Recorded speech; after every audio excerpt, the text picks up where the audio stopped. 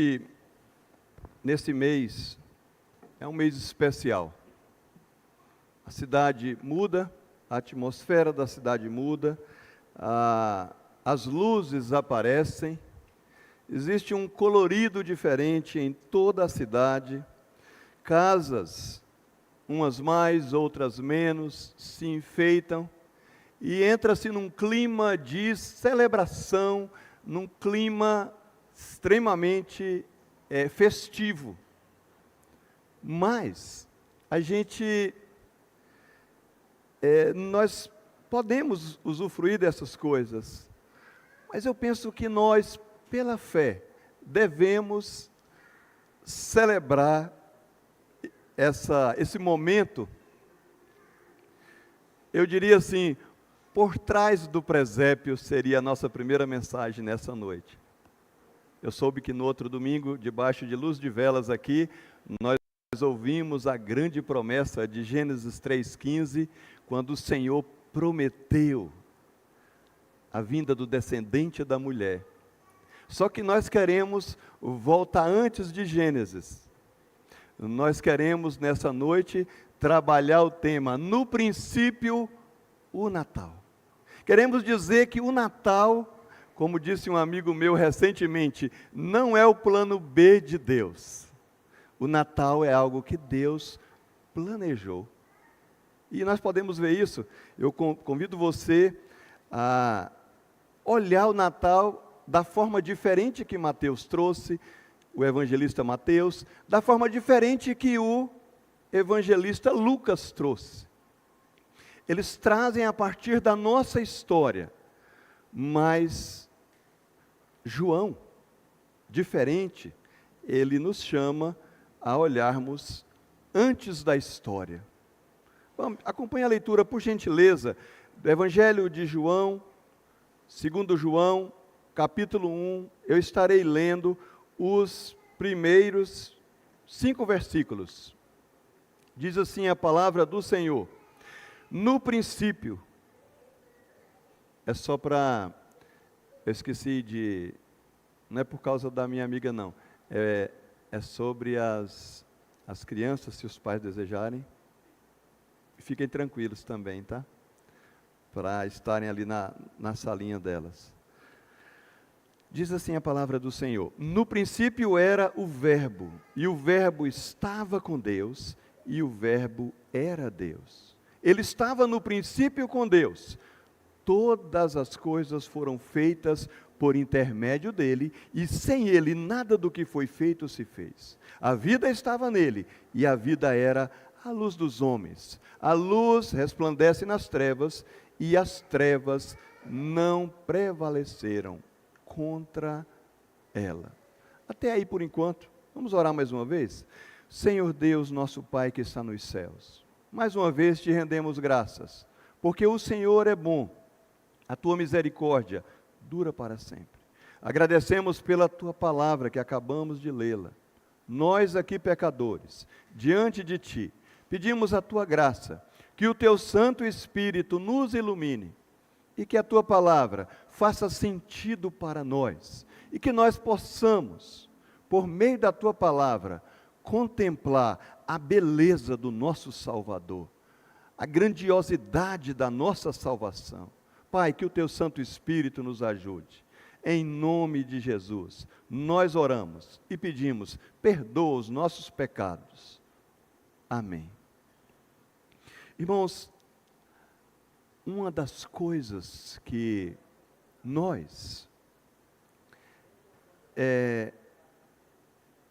precisamos aqui olhar com João é que o Natal, ele nos leva a contemplar aquilo que estava antes do presépio, antes da criança deitada na manjedoura.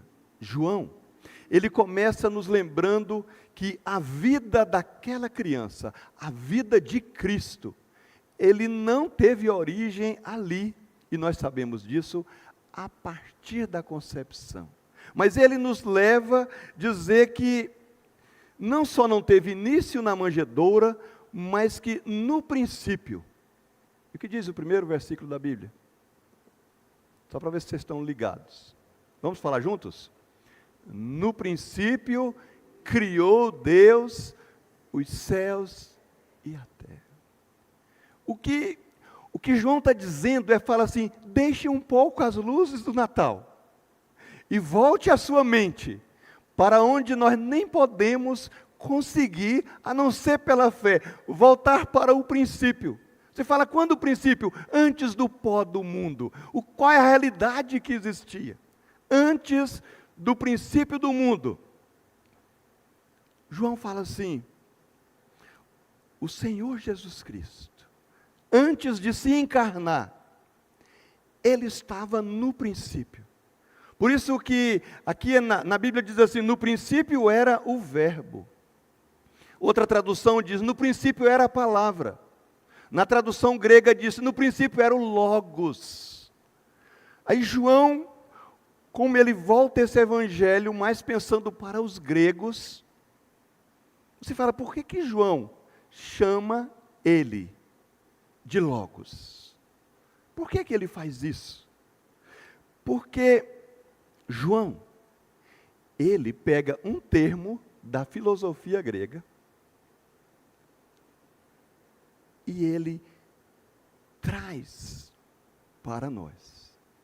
Por isso que João, num primeiro momento aqui do Evangelho, a primeira coisa que nós queremos ver nessa noite, quando nós pensamos nessa frase, no princípio era o verbo, ou seja, João traz essa palavra, verbo, para descrever o nosso Senhor que nasceu e que iremos celebrar nesse mês. Então, logos é um dos termos significativos da filosofia grega. Então, João, ele faz uma ponte com o mundo dele, com aquele que irá nascer.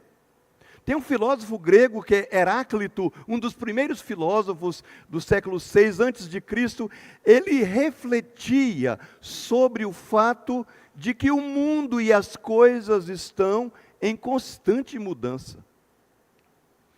Para Heráclito, quando você vai num passeio desse, num banho desse, e pisa lá no igarapé daquele, você jamais pisa na mesma água, porque a coisa está em constante mudança. Então, vem-se uma pergunta assim, se as coisas estão em constante mudança, como pode haver ordem no mundo? Como é que as coisas então se organizam em estações, tempos, planetas? A resposta dele, tem só uma coisa que organiza tudo, o Logos, a palavra, ou existe uma razão em Deus para organizar. Então esse princípio, o Logos, a palavra, a razão de Deus, ela unia todas as coisas num mundo em constante mudança. Ou seja, se isso é real e é real, há um plano e um propósito para o mundo e os seus acontecimentos, e o plano e o propósito para o mundo nos seus acontecimentos é o Logos. A partir de Heráclitos, Logos passou a fascinar os gregos. Eles queriam conhecer o Logos. O que mantém as estrelas em seu curso? O Logos. O que controla as estações? O Logos. O que dá ordem e propósito revelados em todo o mundo. Por que existe ordem no mundo? Existe uma lógica divina. Platão, filósofo depois dele, diz assim, é possível, sabia, que algum dia se manifeste de Deus um verbo, um Logos, que revelará todos os mistérios e vai tornar clara todas as coisas. O Espírito Santo, então, traz a João. João apropria-se dessa palavra, Logos, que os gregos tão bem conheciam, como se ele estivesse dizendo para nós e para os gregos, ouçam gregos, aquilo que mais tem ocupado o pensamento de vocês para entender a lógica do universo. Isso que há séculos é o tema dos seus escritos. O Logo de Deus, ele veio à terra como homem e nós o vimos. O Logos se fez carne. A lógica de Deus veio até nós, se fez carne, habitou entre nós, naquilo que é a essência de Deus, graça e verdade. Ninguém o chamou, ele veio. Irmãos, sabe o que nós temos diante de nós? Natal é tempo de celebrar aquele que dá sentido à nossa vida. É tempo de celebrar aquele que dá sentido, propósito à nossa vida. Hoje, quando nós verificamos o sofrimento emocional da nossa época, a falta de esperança, nós como igreja, nós devemos viver como aqueles que conhecemos o plano, o propósito de Deus para a nossa vida e para o universo. Ou seja, as pessoas que estão vivendo sem propósito ou sentido, e elas buscam esse sentido em várias coisas, a igreja e nós somos chamados a encarnar, hoje eu estava lembrando à noite, a encarnar o Evangelho. Um dos pais da igreja disse assim: olha, o Filho de Deus se tornou filho dos homens, para que nós, os filhos dos homens, nos tornássemos filhos de Deus. Não é aqui em João? Olha João, capítulo 1, verso 12. Diz assim no verso 11, veio para o que era seu, os judeus, e os seus não receberam. O que diz o versículo 12? Mas a todos quantos o receberam, deu-lhes o poder de serem feitos filhos de Deus. Quem são eles? A saber, os que creem no seu nome. João, expressando em termos gregos, ele afirma que Jesus é o Logos, é o Verbo que veio revelar para nós a mente e o coração de Deus. Por isso que ele diz aqui em João 1,14, e o Verbo, e o Logos, e a Palavra, se fez carne e habitou entre nós, cheio de graça e de verdade, e vimos a sua glória. E aí ele nos aponta, glória como do unigênito do Pai. Irmão, se o que eu falei até agora, você entendeu, que Jesus é a lógica de Deus, que Jesus revela o plano e propósito de Deus para a nossa vida, se Jesus é aquilo que mantém tudo no universo sustentado, em sentido controlado, nós podemos concluir uma coisa: a vida não tem sentido mesmo, até que encontremos o Senhor Jesus. Até que nós tenhamos um encontro real com Ele, com o propósito com que Ele fez. Por isso que enquanto nós não nos encontrarmos com Jesus, os crentes dizem assim: você está perdido. Nesse sentido, você e eu não temos luz própria.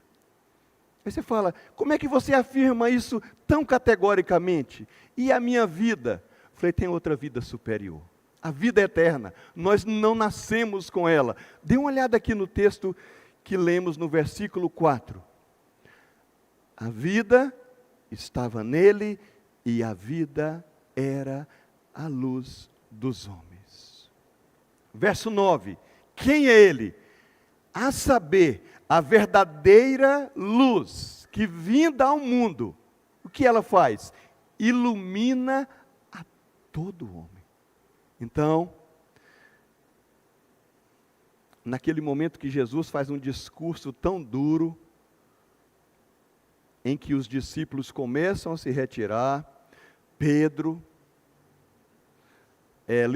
liderando ali os apóstolos, e o Senhor diz assim para eles, quando eles falam que é duro esse discurso, ele fala, porventura quereis vós também retirar-vos?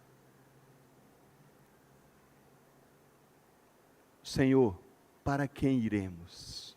Tu tens as palavras da vida eterna. Irmãos, o que nós estamos falando nessa primeira parte, é que Natal é tempo de admirarmos a eternidade de Deus. Mas sabe de uma coisa? Não é admirar como você e eu olhamos no espelho nessa noite. Os que são mais jovens aqui, porque C.S. Lewis não é tão velho assim, que escreveu as Crônicas de Nárnia, quando ele fala sobre o peregrino da alvorada, parece, em que eles estão, logo no início, admirando uma certa, parece que é isso mesmo, depois vocês conferem, tá? Admirando um certo quadro, e de repente, os personagens ali, eles se veem dentro da história. Quando nós falamos em admirar a eternidade de Jesus, é no sentido de nos enxergarmos dentro do plano eterno de Deus. Sabe por quê? Olha o que o texto diz. Em segundo lugar, ele diz assim, ó, Natal é tempo de admirar o plano eterno de Deus. Natal é tempo de celebrarmos essas três luzes, que é apenas um Deus. Natal é tempo de lembrarmos que o Verbo eterno de Deus, aquele que dá o sentido lógico para a vida, é aquele que se encarnou. Ele deixa a mais alta glória, porque o Verbo, no princípio era Ele, o Verbo estava com Deus. Natal é tempo de olharmos o plano todo. É tempo de olharmos aquele que nos criou, a sua imagem e semelhança, o Deus eterno. É tempo de admirarmos aquele que planejou todas as coisas, o Deus o Pai. É tempo de olharmos aquilo que Ele planejou para nos iluminar e nos salvar através de Deus o Filho. É tempo de, pela presença do Espírito Santo, celebrarmos tão grande amor, tão grande misericórdia, porque nós não forçamos o Natal. O Natal é algo em que a graça de Deus invade a história humana, como vimos no domingo passado, quando a luz aqui, ela foi desligada, e nós percebemos que através de luzes de emergência, quando nós estamos enfrentando as maiores lutas desse mundo, eu espero que nós sempre lembremos que há um Deus eterno soberano, com um plano eterno maravilhoso, concentrado em Deus o Filho, e que revela tudo isso a nós, por Deus o Espírito Santo. Irmãos, eu acho que quem melhor captou isso foi, eu peço perdão por esse negócio tão cheio, mas eu gostaria que vocês olhassem o que, isso aí é um pedaço de um sermão de Charles Spurgeon.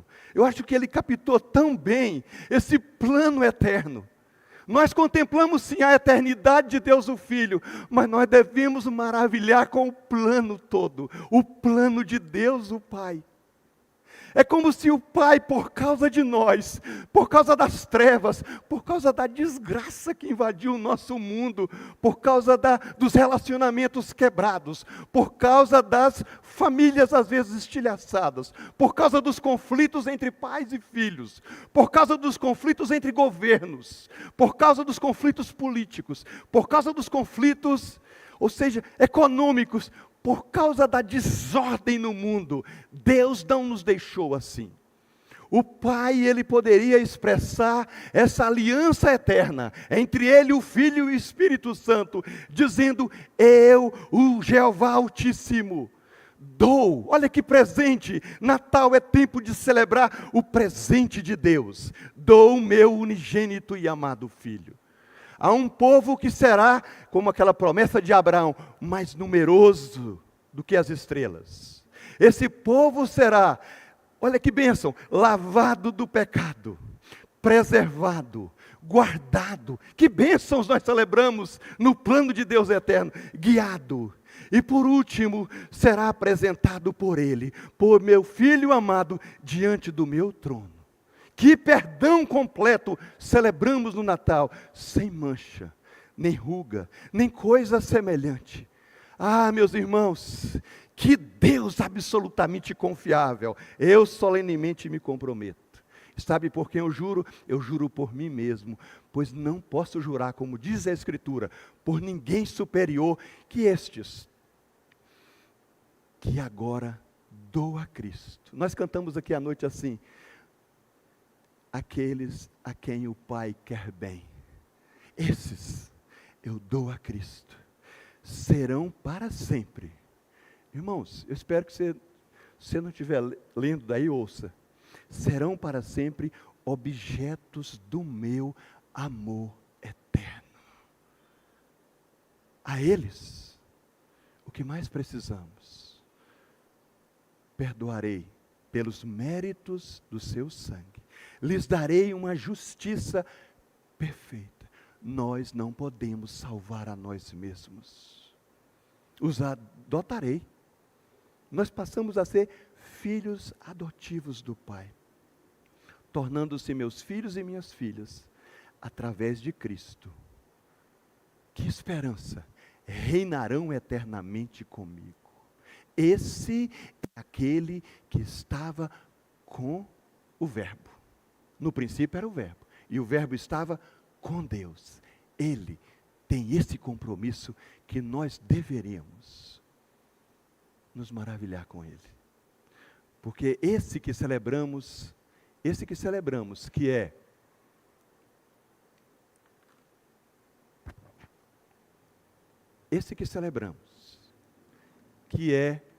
o, não sei se está faltando, né?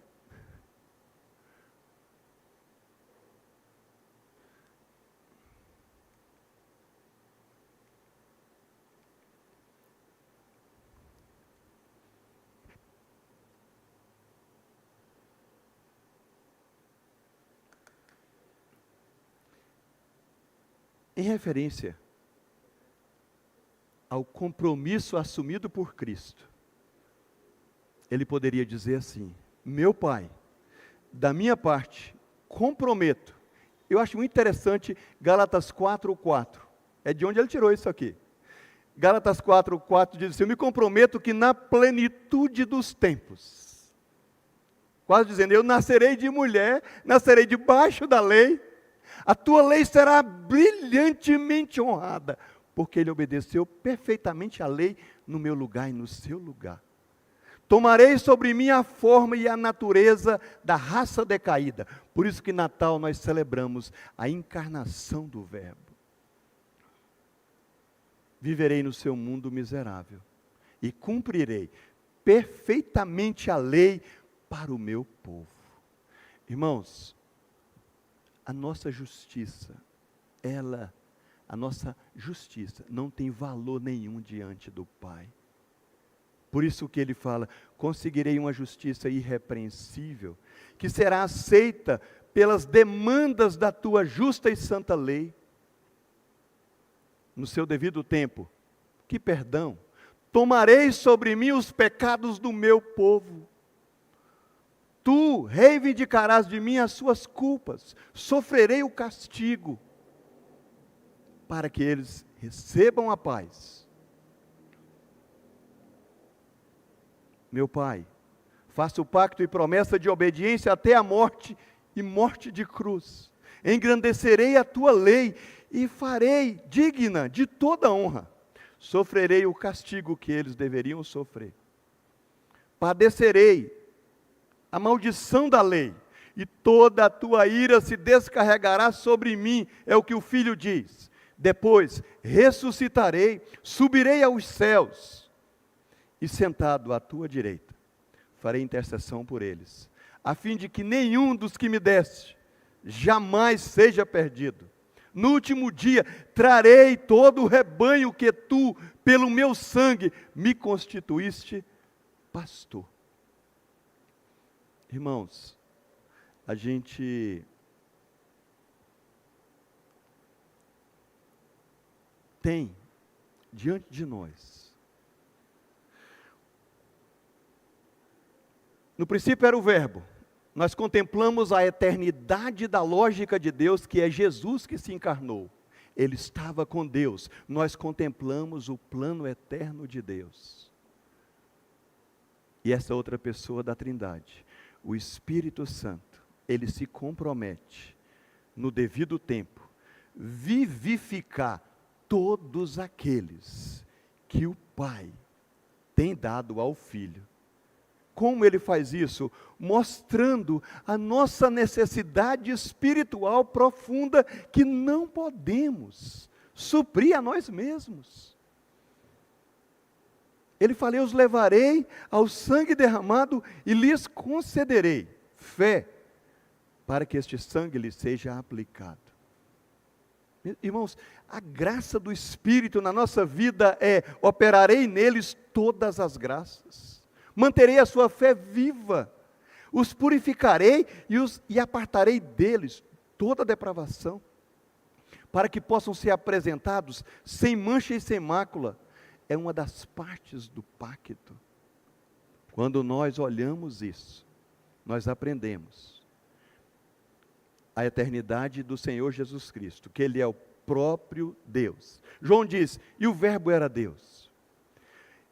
Nós olhamos que Ele é nada menos do que o Deus perfeito. Observe uma coisa: nós admiramos a eternidade do Filho de Deus, nós admiramos o plano eterno de Deus. Irmãos, vou dizer uma coisa: se nesse mês nós entrarmos o outro ano sem esperança, sem nos lançarmos num compromisso profundo da alma, reconhecendo o amor de Deus que veio até nós, reconhecendo a graça de que Deus que veio até nós. Sabe por que Deus fez tudo isso?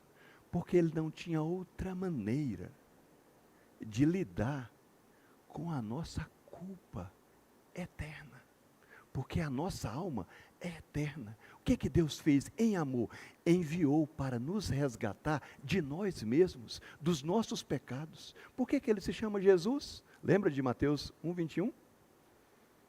Porque Ele salvará o seu povo dos pecados deles. Natal é tempo de nós mergulharmos no início do plano maior que Deus poderia fazer por nós, que é nos salvar de nós mesmos e dos nossos pecados, para que Deus possa invadir o meu coração e o seu coração com aquilo que não merecemos: graça, amor, perdão e reconciliação. Que privilégio! Por isso que Natal é tempo de sabermos que nós não criamos a nós mesmos. Em terceiro lugar, nós não só admiramos o eterno Filho de Deus, não só admiramos o plano eterno de Deus, mas nós admiramos o Criador de todas as coisas. Natal é tempo de admirar o Criador de todas as coisas. Vamos ler esse texto que está projetado? Todas as coisas foram feitas por intermédio dele, e sem ele, nada do que foi feito se fez. É dizer assim, a tua vida não é tua, a minha vida não é minha, é de Deus. É o maior presente que recebemos. Ele não só nos criou, Ele criou todas as coisas. O escritor de Hebreus, ele fala assim: Ele é o ser, que não é como alguns hereges dizem, uma criatura de Deus, como alguns falsamente têm afirmado. O Verbo é o ser que fez o universo e tudo que nele há. Conforme diz o Salmo 148:5, mandou Ele e foram criados. Hebreus, aquela carta, no capítulo 1, no versículo 2, diz assim: nesses últimos dias, nos falou pelo Filho. Deus não tem mais nenhum argumento para convencer a mim e a você que Ele nos chama para a comunhão com Ele, porque o maior argumento de Deus, o clímax, o máximo da revelação de Deus é Cristo. Deus não tem mais nada para falar para nós. Olha o que o escritor de Hebreus diz: nestes últimos dias nos falou pelo Filho. Quem é o Filho? Aquele que celebramos nesse mês. O nascimento dele, o início do grande plano. Só que o escritor de Hebreus diz, sabe quem é o Filho? A quem constituiu herdeiro de todas as coisas, pelo qual fez o universo. Por isso que Hebreus 11:3 diz assim, realmente é tempo de admirar o Criador de todas as coisas. Pela fé, entendemos que o universo foi formado pela palavra de Deus, de maneira que o visível veio a existir das coisas que não aparecem. Quando você está com a sua Bíblia aberta, abre lá em Gênesis. Aí lá em Gênesis aparecem algumas expressões assim, ó, disse Deus, haja isso, ouve isso. Quem está criando tudo isso é o Logos. É a palavra poderosa criadora. A gente fica assim estarrecido quando essa palavra diz assim para Lázaro, Lázaro, vem para fora. É a mesma palavra que criou o universo. Quando nós olhamos o Pai o retirando da sepultura após a sua morte e o levando para a direita, é o mesmo poder que criou o universo. Quando nós, desinteressados, indiferentes, vivendo o nosso projeto pequeno de vida, quando as luzes reais do Natal, a iluminação do Espírito Santo vem, você fala assim, que loucura que eu estou fazendo com a minha vida, como não seguir os passos de Enoque? O que Enoque fez? O que Enoque fez?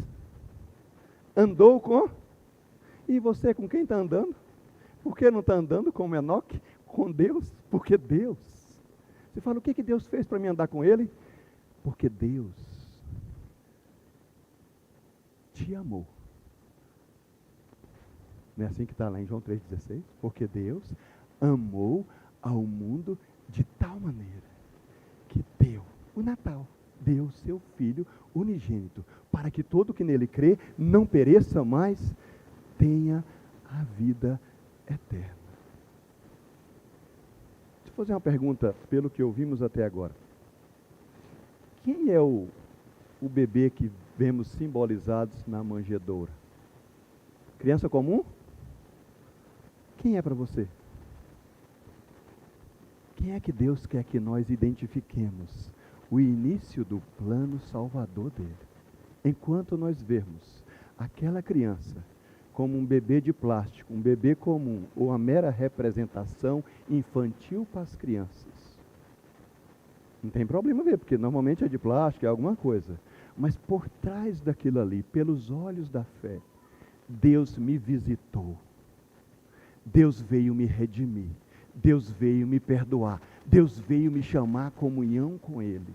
Enquanto essas realidades não invadem o nosso coração, você vai ter que se distrair com as luzes, as lanternas mais usadas hoje. Você vai ter que andar não com a grande luz, mas com a pequena luz do smartphone ou do celular. Natal, quando não compreendido, nós apenas ficamos com pequenas luzes e deixamos de lado a grande luz. O povo que jazia em trevas e nas regiões da sombra da morte, o que eles viram? Grande luz. Aqueles que estavam assentados em trevas, resplandeceu-lhes a luz. Natal é quando Deus vem e resplandece em nossas trevas interiores e identificamos que em nós mesmos não há energia vital nenhuma além do túmulo. Não. Por isso, irmãos, em último lugar, Natal é tempo de admirar o único Salvador. O único. João diz, a vida estava nele e a vida era a luz dos homens. Que luz é essa? A verdadeira luz que, vinda ao mundo, ilumina a todo homem. Irmãos, quando Deus ilumina os nossos corações, o que Ele vê nos porões da nossa alma? Carência de Deus, carência de perdão, carência de reconciliação, carência da presença dEle em nossos corações, abençoando a nossa vida e dando sentido para ela. enchendo a nossa alma de amor, nos dando olhos perdoadores. Na verdade, Ele nos dá uma nova vida. Natal é tempo de celebrar. Já não sou eu quem vive, mas Cristo vive em mim. E esse viver que eu tenho agora, na carne, no dia a dia, vivo pela fé no Filho de Deus, que a si mesmo se entregou por mim. Então, se você fala, eu recuso tudo isso, você está no meio de um time grande. A maior parte da humanidade tem se recusado a conhecê-lo, esquecendo-se de que é pecador e a necessidade de um Salvador pessoal. Mas ele continua sendo a verdadeira luz que, vindo ao mundo, ilumina todo homem. Onde é que você busca luz espiritual? Se qualquer um dos incontáveis seres humanos, homens ou mulheres, já recebeu luz e vida espiritual, só tem uma luz verdadeira: Cristo. Sabe por quê? Hebreus 1:3 diz assim, ó: Ele que é o resplendor da glória, Ele é a expressão exata do ser de Deus, sustentando todas as coisas pela palavra do seu poder. Depois de ter feito a purificação dos pecados, ou seja, depois dele morrer na cruz do Calvário, assentou-se à direita de Deus, à direita da majestade nas alturas.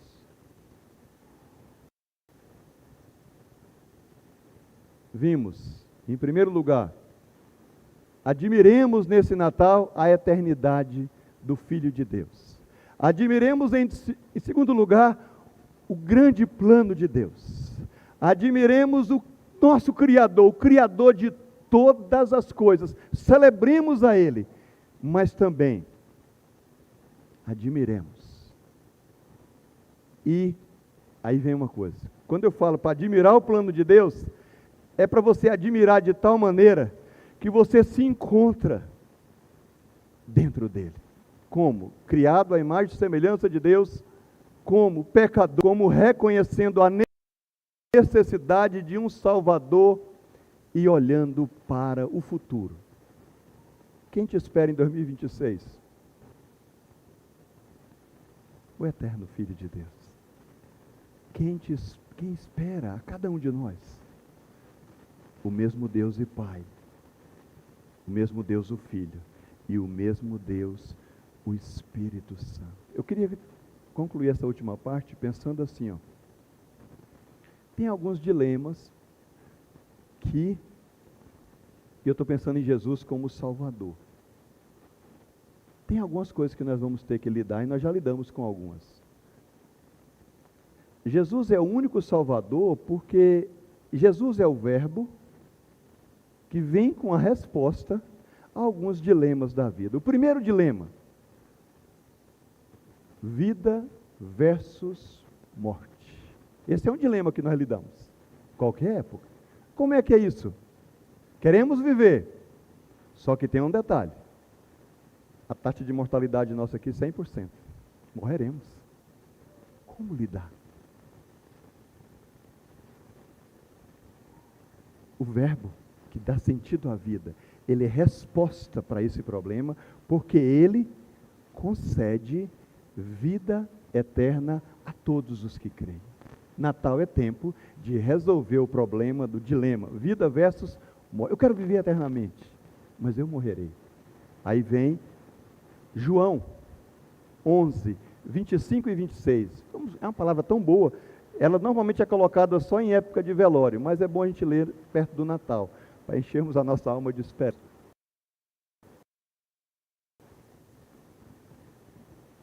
Vamos ler junto esse texto tão belo. Disse-lhe Jesus: eu sou a ressurreição e a vida. Quem crê em mim, ainda que morra, viverá. E todo o que vive e crê em mim, não morrerá eternamente. E vem uma pergunta para mim e para você: crês nisso? Qual deveria ser a resposta? Sim, sim, sim. Segundo dilema: o individual versus o coletivo. Jesus também.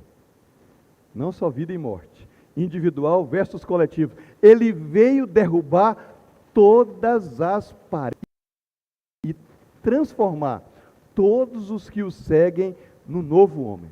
Judeu e não judeu, todos unidos nele. Efésios 2,14 diz assim: Ele é a nossa paz.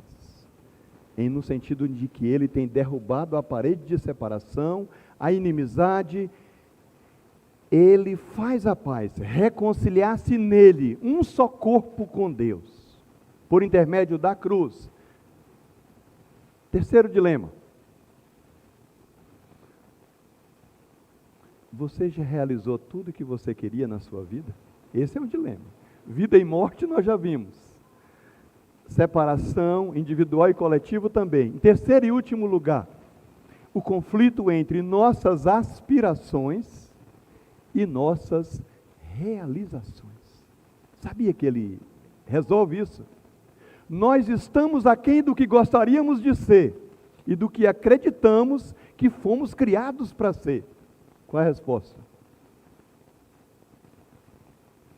Jesus responde a essa questão entre a minha aspiração e aquilo que eu sou. Eu queria viver eternamente, mas eu vou morrer. Eu queria ser uma pessoa de um caráter muito mais consagrado a Deus, mas eu ainda não sou.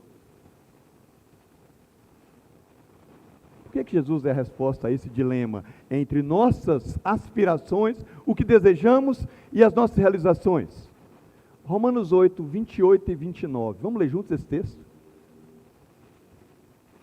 Ele promete nos levar à plenitude, ao máximo do que Deus planejou em nós, que é ser conformados à imagem do seu Filho. Vamos ler juntos esses dois versículos?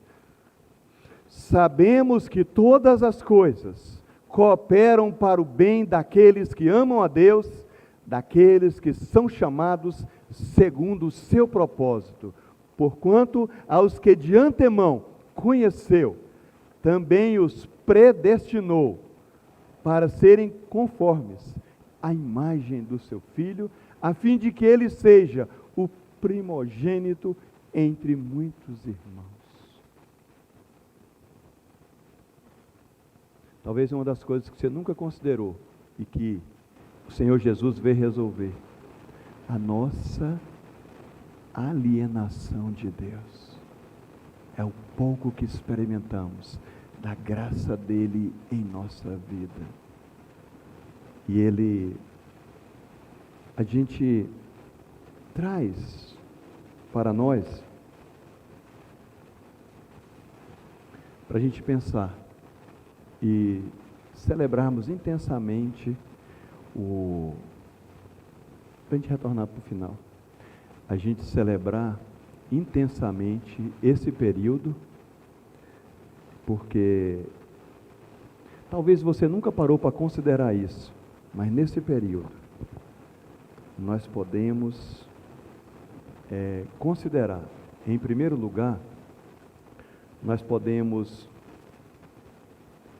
a gente pensar, se desejamos conhecer o quanto o meu pecado e o seu pecado é excessivamente terrível, abominável diante de Deus, nós consideramos nessa noite 5 versículos, e aí nós consideramos o tipo de pessoa que o Redentor da humanidade, o meu e o seu Redentor, precisou ser, a fim de providenciar o nosso perdão e a nossa salvação como pecadores. Ou seja, para tirar o pecado do mundo, foi preciso nada menos que celebremos no Natal o próprio Deus eterno. É porque, aos olhos de Deus, o pecado não é como quer nos dizer, não é algo pouco grave, é muito mais abominável do que os homens podem supor. Se a gente quiser ver a exata malignidade do pecado, a gente reconhece ao verificar a dignidade daquele que veio nos salvar dos nossos pecados. Se Cristo é tão maravilhoso, tão amoroso, tão gracioso, o pecado realmente é terrível. Nós precisamos de perdão completo dos nossos pecados. Agora, se queremos uma esperança muito maior daquela que poderíamos conseguir por nós mesmos, um fundamento real, observe em quem Deus nos chama a confiar. Nada menos do que o Deus eterno, capaz de nos salvar cabalmente de todos os nossos pecados.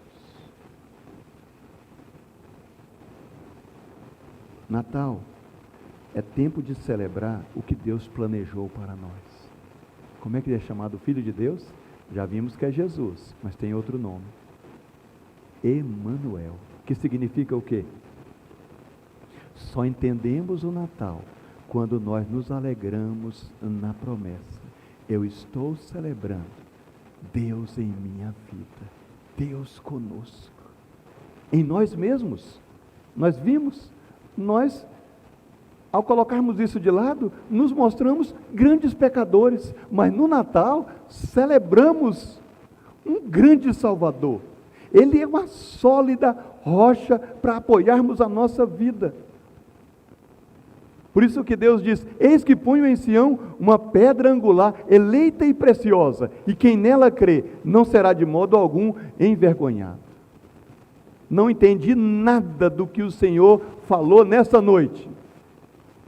Uma coisa você entende: Natal é tempo de celebrarmos aquele que é o único caminho, verdade e vida, e celebrar que ninguém, absolutamente ninguém, vem ao Pai senão por Ele.